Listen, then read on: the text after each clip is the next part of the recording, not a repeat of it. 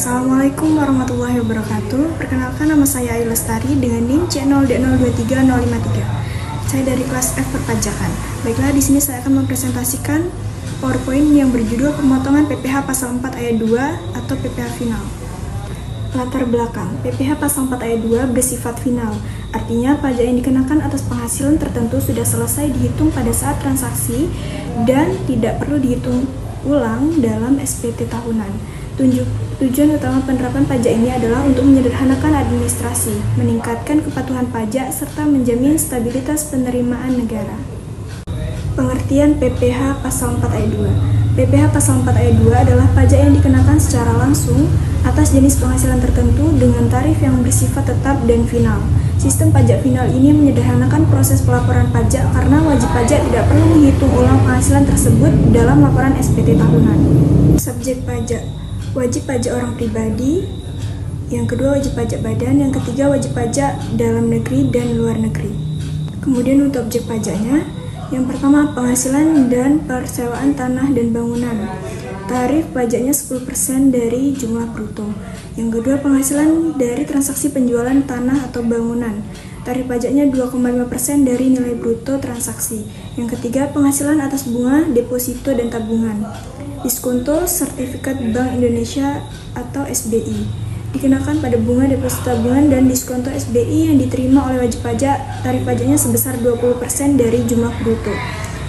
Yang keempat, penghasilan dan hadiah undian. Tarif pajaknya 25% dari jumlah bruto. Yang kelima, penghasilan atas pengalihan hak atas tanah atau bangunan. Tarif pajaknya 2,5% dari nilai pengalihan. Yang keenam, penghasilan usaha jasa konstruksi, 2% untuk pelaksana konstruksi yang memiliki sertifikat, 4% untuk pelaksana konstruksi tanpa sertifikat, yang terakhir 6% untuk perencana dan pengawas konstruksi tanpa sertifikat.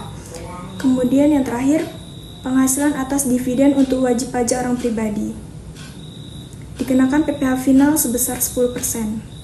Kecuali diinvestasikan kembali sesuai ketentuan. Untuk contohnya, persewaan bangunan penghasilan sewa sebesar 100 juta rupiah dikenakan pajak PPh pasal 4 ayat 2 final sebesar 10% atau 10 juta rupiah, maka pemilik hanya menerima 90 juta rupiah. Kemudian untuk contoh bunga deposito, bunga yang diterima sebesar 5 juta rupiah, pajak dipotong sebesar 20% atau 1 juta rupiah, maka penerima bunga mendapatkan 4 juta rupiah. Kemudian untuk kelebihan dan kekurangan, kelebihannya adalah administrasinya sederhana, tidak memengaruhi perhitungan laba rugi usaha, memberikan kepastian hukum, dan untuk kekurangannya potensi ketidakadilan tarif karena tidak memperhitungkan penghasilan neto wajib pajak. Kemudian tidak fleksibel, terutama untuk wajib pajak dengan pendapatan fluktuatif.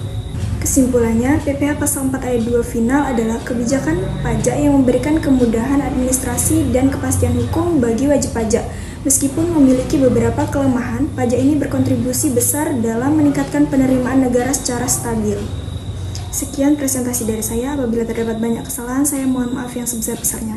Saya akhiri. Wassalamualaikum warahmatullahi wabarakatuh.